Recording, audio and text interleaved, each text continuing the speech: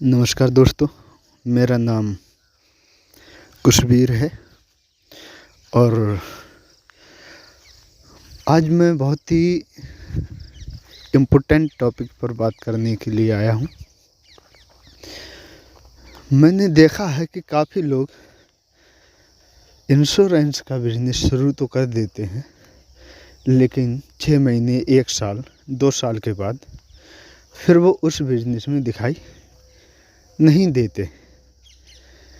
तो ऐसा क्या होता है कि वो कुछ समय बाद बिजनेस से बाहर हो जाते हैं। देखो, कोई भी व्यक्ति हो, जब वो किसी भी काम को स्टार्ट करता है तब उसके अंदर उस काम को लेकर के कुछ न कुछ सपने होते हैं। वो सपने जो उसे उस काम में लेकर के आ रहा है उसने दिखाए होते हैं, या फिर उस काम को जानने के बाद जो उस काम को करने वाला व्यक्ति है उसके मन में खुद ही आ जाते हैं। लेकिन सपने सबके होते हैं। अब सपने भी हैं, ज़रूरत भी है और काम भी मिला हुआ है, लेकिन फिर भी हम उसको कंटिन्यू नहीं कर पाते। तो ऐसी क्या समस्याएं होती हैं, उनके ऊपर हम आज बात करने की कोशिश करेंगे। दोस्तों, मैं भी एक इंश्योरेंस एडवाइज़र हूँ और मैंने जो आज तक महसूस किया है, अनुभव किया है, उन्हीं चीज़ों को यहाँ बताने की कोशिश कर रहा हूँ। फिर मैं उनसे कैसे निकला ये भी आपको बताऊँगा। जब मैं इंश्योरेंस में आया, LIC की एजेंसी मैंने ली, तो उस समय मैं जिस दिन LIC का एग्ज़ाम पास किया था उस दिन मैं बहुत ज़्यादा मोटिवेट था। मुझे लग रहा था कि मैं इसमें बहुत अच्छा करूँगा। लेकिन जैसे ही हमने वहाँ काम करना चालू किया और ऑब्जेक्शन आए, लोगों ने टालना चालू किया, तो फिर मैं डिमोटिवेट होता चला गया और धीरे धीरे काम को हल्का करता चला गया। तो अब ऐसा क्यों हुआ? सबसे बड़ा कारण इसमें यह है कि जिस दिन मैं इस बिज़नेस के बारे में आया, इस बिज़नेस के अंदर आया, या मुझे कोई ये बिज़नेस के बारे में समझा रहे थे, वो मेरे CLIA हो सकते हैं या डेवलपमेंट ऑफिसर हो सकते हैं, तो उन्होंने हमें एक चीज़ समझाई कि बेटा, ये जो LIC का बिज़नेस है इसमें आपको बीमा बेचना होगा और जितना ज़्यादा बीमा आप बेचोगे उतनी ज़्यादा इनकम आप यहाँ से ले सकते हो। तो हमारे दिमाग में क्या पढ़ाया गया कि हमको बीमा बेचना है। तो हमने कहा ठीक है सर, कोशिश करते हैं, देखो कहाँ तक पहुँचते हैं। और जब हम शुरू में होते हैं तो हमारे रिलेटिव, यार, दोस्त जो होते हैं या मोहल्ले आसपास के जो रहने वाले लोग होते हैं, जो हमें जानते हैं बहुत अच्छे से, तो सबसे पहले हम बीमे की शुरुआत उन्हीं से करते हैं और ज़्यादातर लोग शुरू में हमसे बीमा करा भी लेते हैं। कुछ हमारे ऊपर एहसान करके या कुछ हमारी जैसे भी हो वो हमसे बीमा करा लेते हैं। सॉरी। लेकिन जैसे जैसे हमारे पास में वो समस्या लिस्ट जो हमारे मिलने वालों की होती है वो कम होती जाती है, फिर हमें चिंता होने लगती है। और दूसरी चीज़, पहले हमने सीखा क्या था कि हमें बीमा बेचना है, तो हमारे माइंड में फोकस यही रहता है कि यार आज हमने पूरे दिन काम किए, एक भी बीमा नहीं बिका। और जब बीमा नहीं बिकता तो हम डीमोटिवेट होने लगते हैं। लेकिन देखा जाए तो किसी भी LIC एजेंट हो या किसी भी इंश्योरेंस कंपनी का एजेंट हो या कहीं भी आप इंश्योरेंस सेक्टर में काम कर रहे हो, आपका काम बीमा बेचना नहीं है। ये मुझे आज मालूम पड़ा है, उस समय मालूम नहीं था। इसलिए मैं डीमोटिवेट होता था, क्योंकि लोग बीमा लेते नहीं थे। मैं समझता था मुझे बीमा बेचना है, तो मैं डीमोटिवेट होता था। आज पता चला कि हमारा काम बीमा बेचना नहीं है। तो फिर क्या है? हमारा काम है लोगों को जागरूक करना और उनको समझाना। जैसे एक वनडे मैच होता है, उसमें एक क्रिकेटर बॉलर जो होता है उसका काम होता है 6 ओवर फेंकना। अब लोग कहोगे कैसे? देखो, एक बॉलर है, उसने पहला ओवर फेंका और दूसरी बॉल में 1 विकेट ले लिया, तो क्या वो बॉलर कह सकता है कि मेरा काम ख़त्म हो गया, अब मैं कोई भी आगे बॉल नहीं फेंकूंगा? नहीं कह सकता ना। उसका मेन काम क्या है, चाहे वो कितने भी विकेट ले ले, लेकिन वो तब तक बॉल फेंकता रहेगा जब तक उसके 6 ओवर पूरे ना हो जाए। तो मेन उसका काम क्या है? 6 ओवर फेंकना। जिम्मेदारी है विकेट लेना, है ना, रन ना देने देना, है ना। तो ये सारी चीज़ें जिम्मेदारी हैं, लेकिन मेन काम क्या है? 6 ओवर फेंकना। ऐसे ही अगर आप इंश्योरेंस के फील्ड में हैं तो आपका मेन काम है पर डे लोगों से मिलना, उनकी ज़रूरतों को समझते हुए उन्हें उन ज़रूरतों को पूरे करने के लिए इंश्योरेंस कैसे उनकी मदद कर सकता है इसकी जानकारी देना, ये आपका काम है। जिम्मेदारी है ज़्यादा से ज़्यादा क्लोज करना, ज़्यादा से ज़्यादा अपॉइंटमेंट लेना, ज़्यादा से ज़्यादा ऑब्जेक्शन को हैंडल करना। यहाँ तक क्लियर हो गया? अब आप लोग कहते होंगे चलो हम समझाते रहेंगे, लेकिन हम क्लोज कैसे करें? हमसे तो लोग क्लोज ही नहीं होते। हम समय कैसे लें? हमसे तो लोग समय ही नहीं देते हमें, है ना। और हम ऑब्जेक्शन कैसे हैंडल करें? 1-2 ऑब्जेक्शन तो कर लेते हैं, लेकिन कुछ ऑब्जेक्शन ऐसे आते हैं जिन्हें हम हैंडल नहीं कर पाते। तो उसके लिए ज़रूरत होती है ट्रेनिंग की, सीखने की, और ये एक दिन में नहीं होता। ये धीरे धीरे जैसे हम काम करते रहते हैं वैसे हमारे पास में अनुभव और नॉलेज होने के साथ साथ हम इसमें भी कामयाब होना शुरू हो जाते हैं। लेकिन मेन काम क्या है हमारा? पर डे लोगों को मिलना। यहाँ तक क्लियर? अब मैं थोड़ी सी स्टेप बाय स्टेप आपको कैसे क्या करना है बताने की कोशिश करूँगा, जो मैं पर डे करता हूँ। मेरा प्रतिदिन का टारगेट रहता है 100 कॉल करना। अब 100 कॉल, कुछ लोग कहते होंगे यार क्यों वो लंबी लंबी मार रहे हो? जी दोस्तों, वास्तव में 100 कॉल करना कठिन नहीं होता, लेकिन शुरू में मुझे लगा था। 100 कॉल करना है, नंबर कहाँ से लाना है, बोलना उनको क्या है, सारी चीज़ें अभी बता रहा हूँ। सबसे पहले आप क्या करिए, 6 बजे आपके पास में नंबर लाने के कई तरीके हैं। सबसे पहला तरीका क्या है कि आप 6 बजे सुबह उठ गए और अपने आसपास के शॉप जो होती है मार्केट में चले गए। उन शॉपों पे हर दुकानदार का नाम बैनर लगा होता है, उस पर नाम, मोबाइल नंबर, एड्रेस लिखा होता है। आप चाहो तो वहाँ से नंबर उतार सकते हो। अब 6 बजे गए, 7 बजे, 1 घंटे में लगभग 15, 20, 50 नंबर आराम से उतार सकते हो। इसमें कोई आपत्ति वाली बात नहीं है। अब कुछ लोग सोच रहे होंगे यार 6 बजे मैं उठ ही नहीं पाता। चलो आपकी ये भी समस्या, या बाहर कौन जाए, ये भी समस्या ख़त्म कर दे रहा हूँ।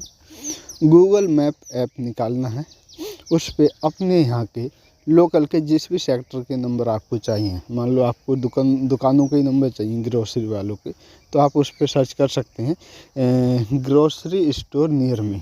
तो जितने भी नंबर होंगे वो वहाँ लिख के आ जाएंगे। अब पहली वीडियो है, आगे मैं और भी तरीके बताता रहूँगा। अभी यही 2 तरीके आप समझ लीजिए। इस तरह से आप जितने चाहो उतने नंबर ले सकते हैं। तो यहाँ तक तो क्लियर हो गया कि नंबर कैसे निकालना है। ठीक, अब इनको बात कैसे करनी है? बात करने के 2 तरीके होते हैं। एक तो होता है डायरेक्ट अप्रोच, एक होता है इनडायरेक्ट अप्रोच। ठीक है। अब डायरेक्ट अप्रोच और इनडायरेक्ट अप्रोच का उपयोग करने की कुछ कंडीशन होती हैं। अगर आपको लग रहा है कि मेरे पास में समय कम है और मुझे काम ज़्यादा करना है, तो आप जो है डायरेक्ट अप्रोच कर सकते हैं। लेकिन डायरेक्ट अप्रोच में अपॉइंटमेंट कम मिलेंगे, लेकिन जो भी अपॉइंटमेंट मिलेंगे वो सॉलिड वाले मिलेंगे। ये मेरा खुद का अनुभव है। अभी बताऊंगा कि डायरेक्ट अप्रोच कैसे करना है।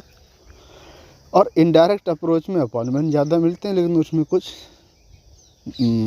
फॉल्स अपॉइंटमेंट भी हो जाते हैं जो बाद में मिलते नहीं हैं।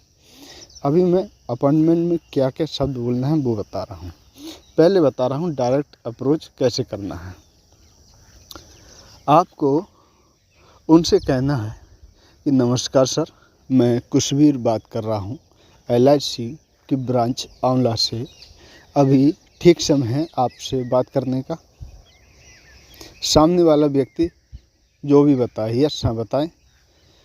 तो आपको कहना है सर, अभी 1 अक्टूबर से LIC ने अपने कुछ नए प्लान लॉन्च किए हैं जो बहुत ही अच्छा रिटर्न देने वाले हैं और बहुत ही ज़्यादा पावरफुल प्लान हैं। मैं चाहता हूं कि अगर आपके मन में कहीं ना कहीं कोई भी इंश्योरेंस पॉलिसी को समझने का या लेने का विचार चल रहा हो तो आज शाम को हम लोग मिल सकते हैं और इसके ऊपर डिस्कशन कर सकते हैं। मैं बेचने के लिए प्रेशर किसी को नहीं करता, लेना न लेना आपकी मर्ज़ी है, लेकिन मैं ये ज़रूर चाहूँगा कि आज इन प्लानों के बारे में आप जान लें, क्योंकि ऐसे प्लान भविष्य में कब तक रहेंगे इसकी गारंटी ना मेरी है ना कोई और दे सकता। तो सर आज शाम को मिलें या कल शाम को मिल लें। ये हो गया डायरेक्ट अप्रोच।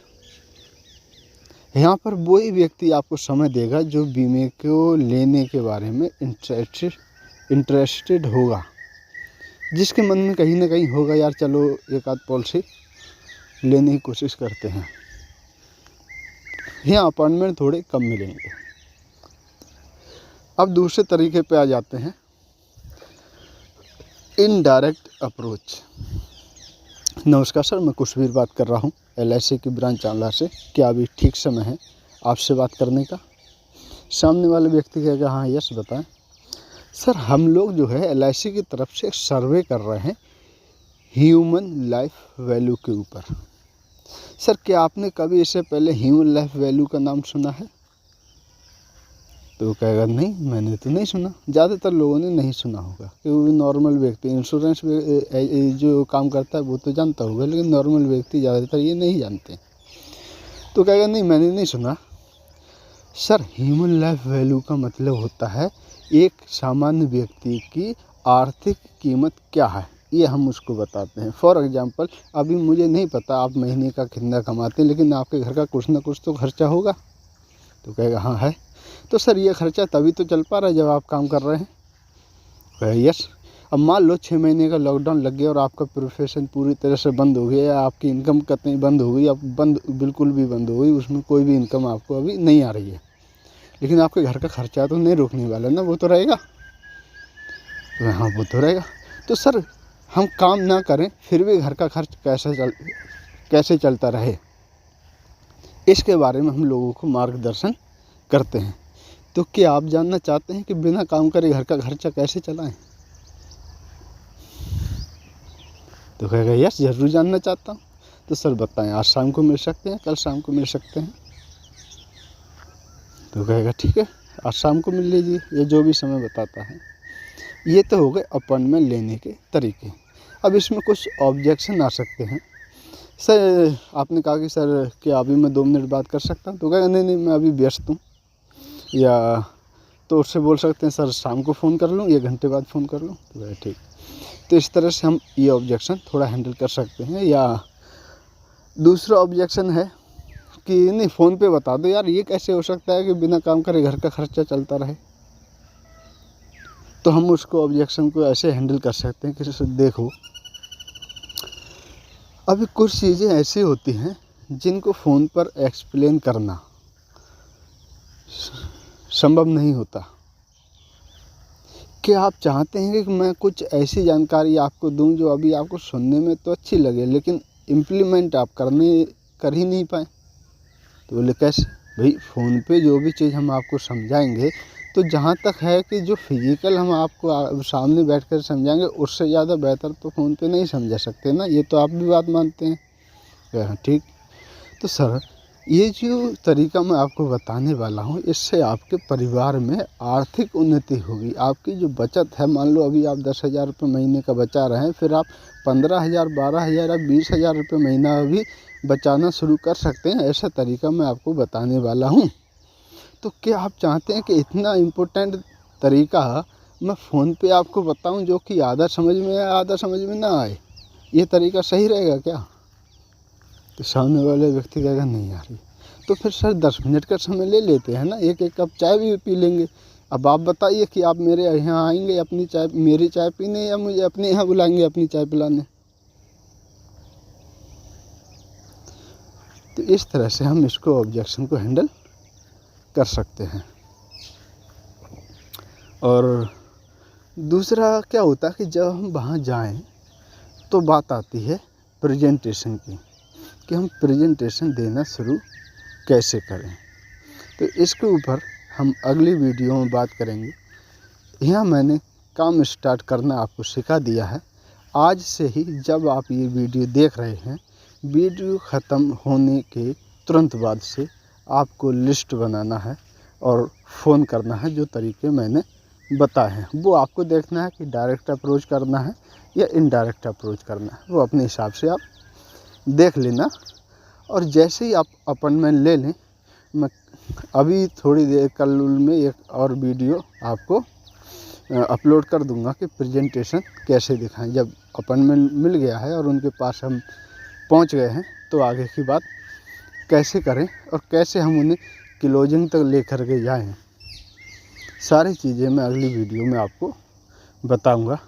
और अंत में मैं आपसे एक रिक्वेस्ट करना चाहूँगा कि आपको लगा हो, 1% भी लगा हो कि ये वीडियो हमारे लिए इम्पोर्टेंट है, हमने इस वीडियो से 1% भी सीखा है, तो मेरे चैनल को सब्सक्राइब ज़रूर करें और मुझे कमेंट में बताएं कि आपको इस वीडियो में ऐसी कौन सी चीज़ें हैं जो समझ में नहीं आई, या मैं और क्या नया आपके लिए लेके आऊँ, या कौन सी चीज़ें हैं जो आपको समस्या उत्पन्न कर रही हैं अपनी इंश्योरेंस के बिज़नेस में। जो भी आपके विचार हैं आप कमेंट में मुझे बताएं और हमारा सहयोग करें अभी आगे वीडियो, ताकि मैं लाता रहूं। थैंक यू, धन्यवाद, नमस्कार।